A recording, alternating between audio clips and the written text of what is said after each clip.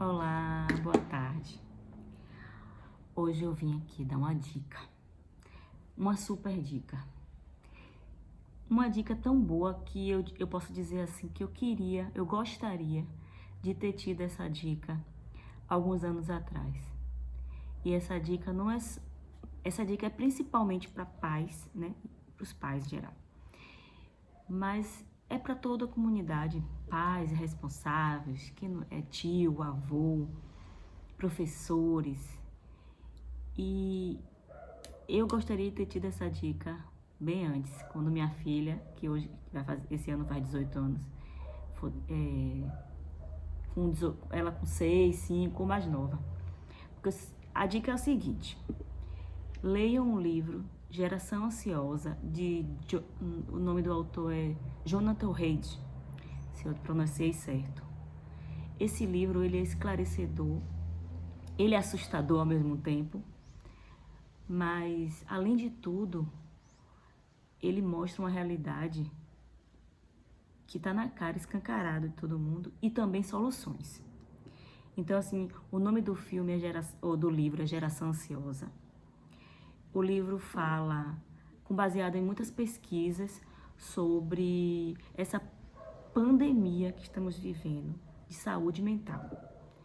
O livro é baseado em estudos e pesquisas, evidências até da área da saúde, área médica, dos Estados Unidos, Inglaterra, alguns outros países que agora não me recordo o nome. Mas esse estudo é baseado na área da saúde e feito com crianças de 6 adolescentes, pré-adolescentes, né? Ensino fundamental 1 e 2, até o ensino médio. Então eu penso assim, muita coisa que está na nossa cara que a gente está vendo aí, mas na verdade a gente acha que não tem mais solução. Isso para mim, o autor bate bastante, quando a pessoa fala assim, não tem mais solução. Quando um carro está com algum problema, tem um recall, né? As empresas anunciam. Quando um alimento está fora do padrão, as empresas botam lá, aí tiram de série. E quando nossas crianças estão sendo prejudicadas por causa do uso excessivo de internet, de rede social. Eu quero falar assim, eu vou dividir assim essa dica em 3 pilares, né? Primeiro, a causa. O segundo, que o autor fala também, por que as meninas são mais afetadas. E a gente vê isso com consequência na vida de mulheres. E não porque o estudo foi feito em outro país, mas isso é um retrato do mundo todo. E terceiro, as alternativas para mudar isso, gente. É preciso mudar. Então, ele defende, o autor, primeira causa, para não me perder, porque minha cabeça é um turbilhão. O autor fala sobre, Jonathan Haidt, fala sobre o surgimento, né, avassalador dos smartphones. Aí ele nessa pesquisa dele, ele se focou numa linha de tempo de 2010 a 2015, com o avanço desses problemas de saúde mental, automutilação de jovens, depressão, suicídio. Então, tudo isso aumentou. Por quê? Por causa do uso excessivo de rede social, sem uma supervisão de pais, sem supervisão mesmo dos criadores. Assim, é uma demanda oferecida a todo momento. Aí ele separa isso em gerações. A geração milênio, que é a minha, né? Eu tô com 40 já.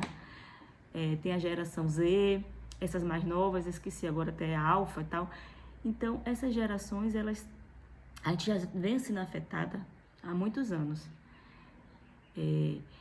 Mas nessa época, na geração Z, né, nesse período que o smartphone teve o boom, né, aparelhos com aplicativos ao alcance da mão, a selfie mesmo. Antigamente o aparelho era básico, era para ligação, mensagem de texto. Depois veio com a internet fácil a todo momento. Porque antigamente a internet era banda larga, a gente tinha a internet no computador, na sala de casa, e era quando a gente usava. Aí com esse boom, não. A internet ficou na nossa mão. A internet ia pro quarto, pro banheiro, como tá hoje. Ia para todo que é lugar e sem muita supervisão. E associado a isso, os pais achavam que o filho que está dentro de casa está protegido. Isso é um grande engano, né? Uma grande falácia. Hoje em dia não mais. O filho que está dentro de casa precisa ser protegido pela gente. Com o quê? Com atenção, com supervisão, com limites. Aí outra coisa que o autor defende nesse livro, são duas vertentes que ele direciona. Primeiro, o uso excessivo da tecnologia, que ele afirma que tem que ter, sim, proibir celular no ambiente escolar. Esse autor até, recentemente, que esse livro é recente, ele foi lançado em 2023, esse autor teve uma entrevista e ele elogiou o governo brasileiro por ter criado a lei que proíbe o uso de celulares dentro das escolas. E ele defende também o brincar livre. A criança precisa brincar livre, sem supervisão o tempo todo de um adulto. Aí eu fico pensando na minha época, quando a gente brincava, a gente não tinha aquele adulto o tempo todo ditando, querendo resolver situações. Então a gente aprendeu cedo a resolver conflitos, a trabalhar em equipe, a perdoar, a pedir desculpa. E hoje isso não acontece, gente, pelo amor de Deus. Eu peço que as pessoas leiam o livro e acordem, porque primeiro eu sei que é o aumento da violência no mundo todo, mas eu acho que se trabalharmos em equipe, em conjunto, comunidade, escola, pais, teremos sim um avanço na melhora desse quadro triste de saúde mental de crianças, adolescentes e, consequentemente, adultos, quando esses adolescentes e pré-adolescentes chegam no ensino médio, se tornam adultos e cheios de problemas, né? Carregando esse estigma aí todo de problemas gerados desde novos. A gente ainda teve eu ainda tive uma vivência maior na rua, brincar livre, me machucar, levantar, sem resolver mesmo a situação, pronto, sarou lá e querer continuar a brincar. Hoje as crianças têm medo de se machucar, porque é um medo passado pelos pais. E eu acho que a gente precisa tomar ações mais enérgicas para resolver isso. A proibição do celular na escola aqui no Brasil, ela foi ótima. Mas eu faço uma comparação que ele teve na Louisiana, né? No estado lá nos Estados Unidos. Ele teve lá e tem uma escola que foi altamente eficaz nisso. Não tornou nem lei, mas os professores, eles proibiram o uso de celulares na escola. Como proibir? Porque, assim, é muito fácil você criar uma lei, proibir e depois largar lá para o professor resolver. O professor já tem tanta tarefa, tanta coisa, ele ainda vai ter que ficar supervisionando, guarda o celular. Não é assim, para mim, que eu acho que é o que deveria resolver. E é o caso da escola na Louisiana, que foi o quê? As crianças, ao chegarem na escola, ou aqui estudam no meio período, ou que estudam de forma integral, os celulares ficam em armários, ou não saem das mochilas, ou em armários fechados com cadeados. Para quê? Esse aluno não pode estar com o celular no bolso ou na mão, porque ele vai camuflar. Isso, a diretora dessa escola fala que no primeiro momento foi visto, né, os alunos, né, que todo mundo quer sair do seu mundo virtual, ninguém quer. Mas depois eles se sentiram livres. Ela falou que ela deixou de ter os alunos zumbis, assim como ela descreveu esses alunos, zumbis porque eles não falavam com ninguém, não tinham cada um no seu mundo, até alunos que conversavam, que debatiam, que conversavam com os professores, pediam, deixa eu ajeitar aqui minha câmera, que pediam, davam sugestões de interação, de assuntos, alunos que conversavam com outros alunos, com o corpo docente. Então, enfim, mudou. E hoje a gente vê isso. A gente chega num ponto de ônibus, a gente chega em qualquer lugar, tá todo mundo não consegue, se o semáforo fechar, eu estava fazendo isso, mas eu parei, né? Porque eu estou me analisando e tentando ver os demais e vendo coisas que às vezes a gente não está enxergando, as pessoas não estão enxergando. Para o semáforo fechar, era instantâneo pegar o celular e olhar. Até o semáforo abrir. Às vezes abria, a gente nem via, aí, tipo, saia correndo. Então, para ter uma eficácia nessa lei, eu acho que alunos não podem ser vistos. Os celulares têm que ficar dentro das mochilas ou em armários trancados, né? Ou estojos com armários trancados. Se o aluno descumprir a regra, ele vai ser penalizado e vai arcar com as consequências. Aí teve um questionamento de um dos pais nessa escola que falou: e se houver uma emergência, né? Uma emergência, um atentado, um aluno, porque a gente sabe que a questão de atentado de alunos nos Estados Unidos, o da gente ocorre de outra forma aqui no Brasil. Mas a diretora respondeu: se a gente tem alunos que são escutados, que vivenciam um grupo, que estão tendo mais atividades olho a olho, corporificadas, que ela chamou, físico, né? Esses alunos estão menos propensos a ser alunos depressivos, a ser alunos violentos. Então, esse índice de atentado vai cair, ou não vai existir. E como é que se houver uma emergência, os responsáveis têm que entrar em contato com os pais. A escola tem que arranjar algum meio que acione os pais de uma forma conjunta para que haja uma ação conjunta. Então, é isso que eu defendo também. O aluno não precisa. A gente tem que entender que ele está dentro da escola, ele tem que estar seguro. A gente não precisa estar monitorando o tempo todo. Eu vou dar um exemplo próprio meu.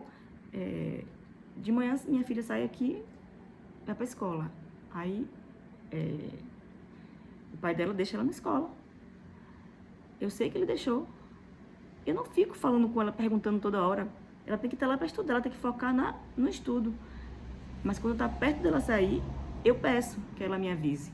Estou saindo e eu sei o tempo que ela vai gastar para vir para casa, sabe? E eu também não vou ficar falando com ela no meio do caminho. Eu sei o tempo, se demorar muito, aí eu dou uma olhada no celular, às vezes pergunto, mas por questão de cautela, porque a gente vive num país que é não violento. Mas é esse tipo de coisa que tem que ser uma conscientização em conjunto, pais, comunidade, em geral, o mundo. E outra questão que o autor fala muito é sobre o brincar livre. Gente, são duas bases que mudariam tudo. E essas bases não custam muito. Não tem que investir muito, porque é mais caro você querer investir depois, deixar tudo como está, e depois para investir em psicólogo, em rede de apoio, em professores com tal matérias, outro tipo de investimentos. E as ações que ele está propondo, qualquer um pode fazer, qualquer escola, da escola com maior número de alunos ou menor, escola que tenha maior verba, escola de pública, particular, qualquer um pode impor, pode colocar. É o quê? Celulares fora das escolas. E o maior... Brincar, gente. Ele bate muito nas questões das crianças do ensino fundamental 1 e 2. Às vezes os professores ou até pais acham que botando mais atividade, mais tempo em sala de aula, que vai trazer uma eficácia no aprendizado. Ele bate isso muitas vezes. Gente, a criança precisa de tempo livre, ela precisa de brincar sem supervisão, ela precisa resolver os conflitos dela, ela precisa ter, nesse momento que ela cria empatia, que ela desenvolve um senso conjunto. E ele fala: eu não sou contra a tecnologia. Não, a tecnologia tem que existir dentro das escolas. Tem que ter as matérias, os momentos, as crianças têm que ser criativas, criar programas, criar coisas ligadas à tecnologia mesmo. E para ser produtivo para ela e para o mundo. Então ele fala assim: jamais estou sendo contra a tecnologia, contra o avanço, mas eu estou sendo contra o uso excessivo de rede social, de internet. Aí ele fala também sobre duas vertentes. As meninas são mais expostas, elas são mais propensas a estar em rede social, né, como Instagram, TikTok, Snapchat, todos esses, Twitter, e elas são mais propensas a a questão mesmo do eu, de se expor. Então, quem se expõe mais é mais atacado, né? Então, elas estão numa fase que elas não têm preparo para isso. É tanto relato que tem nesse livro que você fica assim, pensando, poxa, porque não pode estar acontecendo com aquela adolescente ou pré-adolescente, ou criança de 9, 10, 11, 12, 14 anos. Os meninos vão mais para a área de jogos, pornografia, e tudo isso afeta uma vida futura, né? Eles se isolam, tem muitos que se isolam só em querer ver, jogar, né? Os jogos online. Às vezes ele acha que estão no mundo, com a gente, joga virtualmente com a gente, mas não sabe lidar com conflitos da vida cotidiana, conflitos pessoal, físico, pornografia, e tudo isso é desencadear de circunstâncias que vai prejudicar a vida adulta, tudo. É só um alerta. Eu estou escrevendo um pouco sobre esse livro, que eu gostei muito. O autor tem um projeto que chama Deixa Crescer, traduzir, né?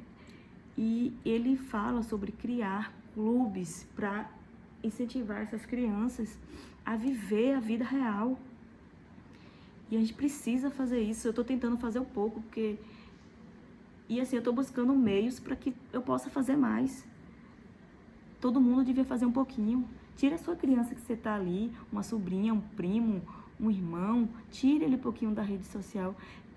Tente proporcionar momentos de diversão, de convívio mesmo, sem telas. Hoje é essa a minha mensagem. Tem muito mais conteúdo, mas o vídeo vai ficar muito extenso. Então eu vou finalizar por aqui e vou fazer um resumão dele. Acho que é melhor fazer um resumão. E se esse vídeo chegar em mais pessoas, acho que vou botar o link do livro que eu tô lendo. Eu tô lendo o livro de forma... não tô lendo ele físico, que eu não comprei. Eu tô lendo ele num site que eu achei. Mas aqui, ó, tiro a internet do notebook e leio, tô terminando. O livro tem 435 páginas, já tô na 320. É muito fácil a leitura dele, prende a gente e é um alerta. E é isso que eu quero passar hoje. Proporcione para os seus filhos momentos de brincar, lazer, observem os conteúdos. Outra coisa, só para finalizar, um fato que ele também fala que os pais sozinhos, eles não são nada, porque aquele pai que proíbe, a criança chega na escola e vê o outro lá, a menininha já tem página no Instagram, perfil no Instagram, ela se sente excluída, é a verdade, essa é a verdade, ela se sente excluída. Então tem que ser uma ação em conjunta para que todas aquelas crianças não tenham. E ele fala justamente também para os criadores, os programadores, os criadores desses aplicativos, que eles tenham soluções para que não afetem essas crianças, não pensem só no lucro. Principalmente as crianças, né? Que não afetem. São tantos programas, tanta IA que estão surgindo agora, mas será que não existe um programa que, ao detectar a idade, aí ele fala também sobre a questão da verificação real da idade? Tem que ter alguma coisa que... Porque criança de 9 anos, tipo assim, é permitida a partir de 13, mas ele lá com 9 faz. E não tem nenhuma fiscalização em relação a isso. Então, é uma guerra constante, né? De pai e tecnologia, dos pais e da tecnologia. Então, é preciso, sim, cobrar que criem recursos, aplicativos que dê um controle, um freio, que controle a questão da idade. Porque isso acarreta consequências para essas gerações, para as próximas gerações, que eu penso que pode ser terrível, para mim é terrível. Que tem coisas que eu vejo hoje que eu nunca imaginaria ver na minha infância, que para mim é fora do comum. É isso, minha gente. Só um alerta.